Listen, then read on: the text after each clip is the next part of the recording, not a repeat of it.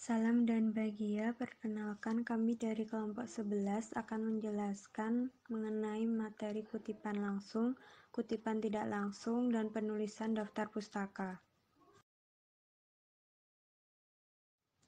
Sebelumnya, perkenalkan saya Santi Nurhayati, NIM 2019-017-050, dan teman saya Putriana Rambuloba, NIM 2019-017-074, dan Destia Dwi Nuryanti, NIM 2019-017-080. Kutipan merupakan gagasan yang diambil dari sumber lain untuk memperkuat tulisannya sendiri. Proses pengambilan gagasan itu disebut mengutip. Beberapa prinsip yang harus diterapkan dalam mengutip, yaitu yang pertama, jangan mengadakan perubahan. Yang kedua, bila dalam teks asli ada kejanggalan atau kesalahan cetak, penulis dapat membuat catatan singkat dalam tanda kurung siku atau kurawal yang disisipkan di belakang kata yang salah cetak itu. Ketiga, bila penulis terpaksa harus membuat perubahan atau tambahan, maka kata-kata tambahan itu harus dicetak lain, tebal, miring, atau renggang, dan diberi catatan kaki yang menyatakan bahwa huruf yang dicetak lain itu adalah dari penulis, bukan teks asli. 4. Bila ingin menghilangkan bagian-bagian tertentu, harus diberi tanda titik-titik berspasi dalam tanda kurung siku atau kurawal. 5. Harus dijelaskan sumber asalnya dengan format-format tertentu, antara lain dengan cara memberi nomor dan catatan kaki. Kutipan langsung merupakan kutipan yang dibuat dengan cara menulis ulang ide orang lain sesuai sumbernya. Penulis langsung menggunakan teknik copy lalu paste tanpa mengubah kalimat aslinya. Pembuatan kutipan langsung harus didasari dengan beberapa prinsip, yaitu: pertama, kutipan langsung hanya digunakan apabila perkataan atau ungkapan asli pengarang demikian padat, berbobot, dan meyakinkan. 2. Kutipan langsung dapat digunakan untuk mendokumentasikan argumentasi yang tidak cukup disampaikan dalam bentuk catatan kaki. 3. Kutipan langsung dapat digunakan apabila peneliti hendak memberikan komentar atau membela, menolak, menganalisis gagasan yang disampaikan oleh pengarang. 4. Kutipan langsung dapat digunakan apabila diubah dapat menyebabkan salah paham atau salah tafsir. 5. Kutipan langsung dilakukan untuk mengutip rumus-rumus seperti rumus matematika, fisika, dan rumus ilmiah lainnya. Tata cara penulisan kutipan langsung. Kutipan langsung pendek merupakan kutipan yang panjangnya tidak lebih dari 4 baris apabila ditulis dalam naskah karya ilmiah. Kutipan pendek dapat ditulis dengan ketentuan sebagai berikut. Pertama, gabungkan kutipan ke dalam kerangka kalimat atau paragraf. 2. Gunakan tanda kutip ganda pada awal dan akhir kutipan. 3. Gunakan spasi ganda atau sesuai dengan spasi yang digunakan dalam penulisan karya ilmiah. 4. Tulis sumber kutipan tersebut pada klausa pengantar atau di dalam tanda kurung. Tata cara penulisan kutipan langsung. Kutipan langsung panjang merupakan kutipan yang terdiri atas 5 baris atau lebih. Kutipan panjang dapat ditulis dengan ketentuan sebagai berikut. Pertama, kutipan tersebut ditulis dalam paragraf tersendiri. 2. Tidak perlu menggunakan tanda kutip. 3. Gunakan spasi tunggal. 4. Beri pengantar kepada kutipan tersebut seperlunya. 5. Tulis kutipan tersebut dengan menjorok atau masuk 1 cm atau 5 spasi dari batas margin sebelah kiri dan kanan tulisan. Tata cara penulisan kutipan langsung. Elipsis. Untuk menghindari kutipan yang terlalu panjang, dimungkinkan untuk membuang sebagian dari sumber yang panjang itu. Pengutipan seperti ini dapat dilakukan dengan cara sebagai berikut. Pertama, dilakukan dengan tanda 3 titik dengan spasi di kiri dan kanannya. 2. Dapat dilakukan pada bagian awal, tengah, atau akhir kutipan. 3. Tidak boleh mengubah amanat apapun yang terdapat di dalam sumber kutipan. Interpolasi. Interpolasi merupakan penjelasan atau pembetulan suatu kutipan yang diselipkan ke dalam teks. Interpolasi menuntut perubahan redaksional suatu kutipan langsung. Perubahan itu ditempatkan di dalam tanda kurung siku. Jenis-jenis interpolasi yang lazim ialah sik, komentar, dan penyisipan anteseden. Yang pertama, penggunaan tanda sik ditempatkan di belakang kutipan yang penulis anggap merupakan suatu kesalahan. Hal ini dimaksudkan sebagai catatan bahwa kesalahan yang terdapat di dalam kutipan itu tertulis bagaimana sumber aslinya. 2. Interpolasi yang berupa komentar pendek dapat disisipkan di dalam suatu kutipan dengan maksud memperjelas suatu butir pernyataan. Komentar ini ditulis di dalam tanda kurung siku. 3. Anteseden disisipkan ke dalam kutipan langsung bila mana terdapat suatu pronominal di dalam kutipan itu yang tidak jelas referennya. Kutipan khusus. Dalam hal tertentu dapat muncul masalah khusus yang berkaitan dengan penulisan kutipan. Masalah itu berkaitan antara lain dengan yang pertama, kutipan di dalam kutipan. Jika di dalam suatu kutipan langsung terdapat kutipan pendek, kutipan langsung ditulis di dalam tanda kutip ganda, sedangkan kutipan pendek di dalamnya ditulis di dalam tanda kutip tunggal. 2. Pengutipan puisi. Cara pengutipan puisi bergantung pada panjang pendeknya bagian puisi yang dikutip. Kutipan pendek yang terdiri atas sebaris atau kurang dari satu baris disisipkan ke dalam teks dengan menggunakan tanda kutip ganda. Kutipan yang terdiri atas 2-4 baris disisipkan ke dalam teks menggunakan tanda kutip pada awal dan akhir kutipan dan garis miring antar baris. Kutipan yang terdiri atas 5 baris atau lebih tanpa tanda kutip. Kutipan tersebut ditulis berspasi tunggal dengan idan dan berspasi ganda antar bait. 3. Pengutipan pidato. Pidato dapat dikutip secara langsung menggunakan cara seperti yang disebutkan di atas. Kutipan tidak langsung. Pengutipan tidak langsung terkadang menimbulkan kecurigaan pembaca. Kecurigaan tersebut disebabkan oleh beberapa hal berikut.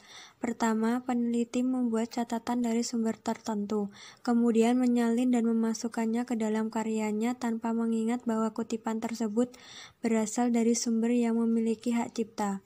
2. Peneliti menggunakan buku yang mencakupi bidang pengetahuan yang persis sama dengan bidang yang sedang digelutinya. 3. Peneliti mengambil intisari suatu sumber dan merumuskannya menggunakan perkataannya sendiri, tetapi tidak menyebutkan sumber kutipan itu. 4. Peneliti mengutip dari catatan-catatan yang dibuat selama perkuliahan tanpa menyadari bahwa catatan-catatan itu dikutip dari sumber tertentu. 5. Peneliti sengaja menggunakan tulisan orang lain tanpa menyebutkan sumbernya. Cara penulisan kutipan tidak langsung. Yang pertama, pahami secara umum intisari teks sumber. Kemudian, buatlah rumusan baru berupa pandangan mengenai isi teks dari titik pandangan lain. Yang kedua, sajikan fakta sebagaimana yang tertulis di dalam sumber itu dalam bentuk daftar.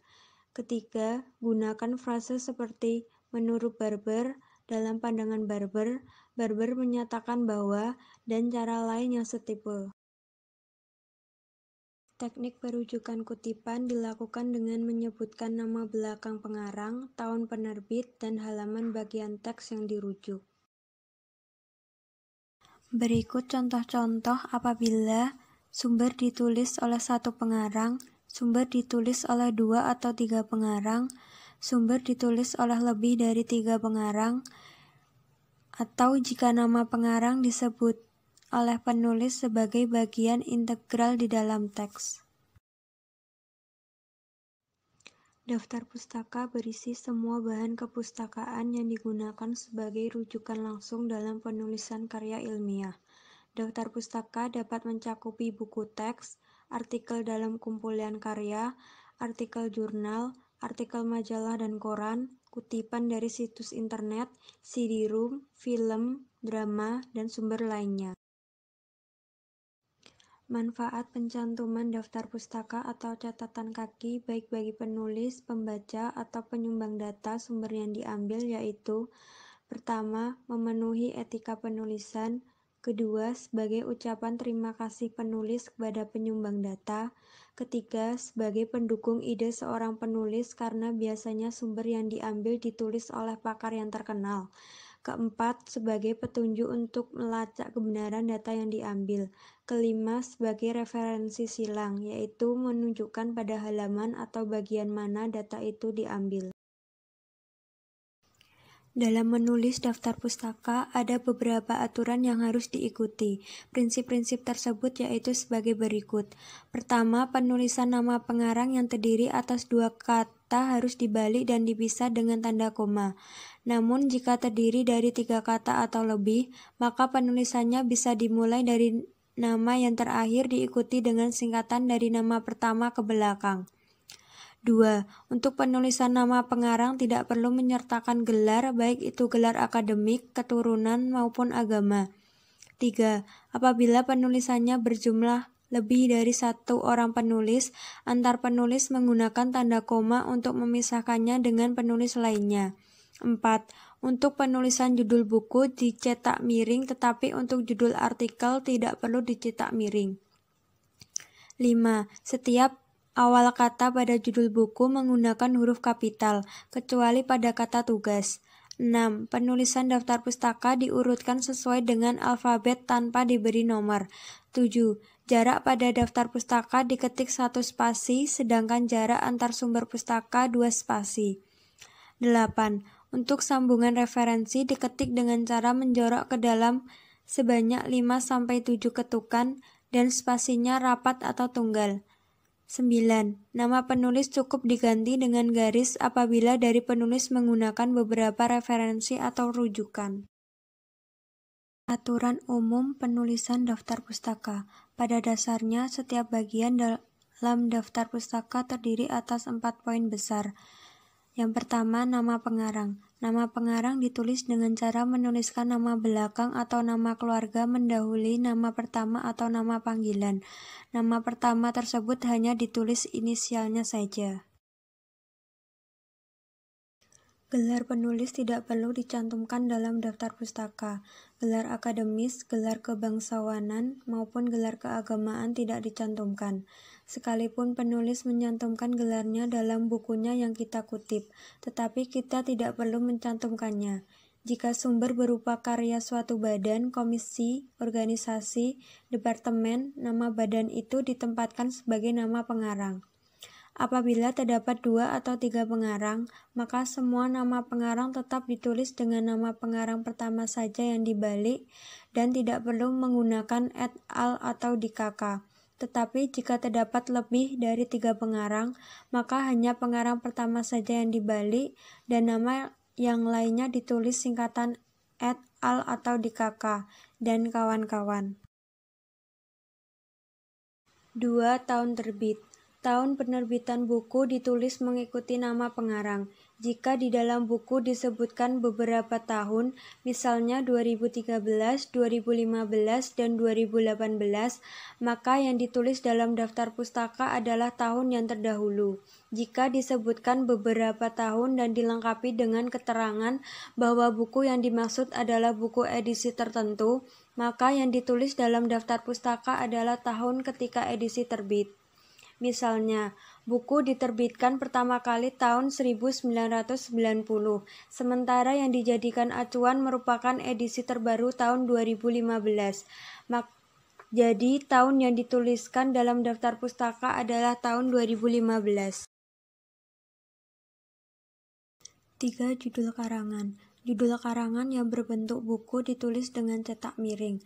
Hal ini berlaku juga pada penulisan nama majalah, jurnal, atau koran, tetapi tidak berlaku untuk judul artikel dalam majalah, jurnal, ataupun koran. 4. Fakta penerbitan. Fakta penerbitan terdiri atas tempat atau kota penerbitan dan nama penerbit. Tempat penerbitan dipisahkan dengan tanda titik 2, kemudian diikuti dengan nama penerbit. Berikut merupakan contoh-contoh penulisan lema daftar pustaka.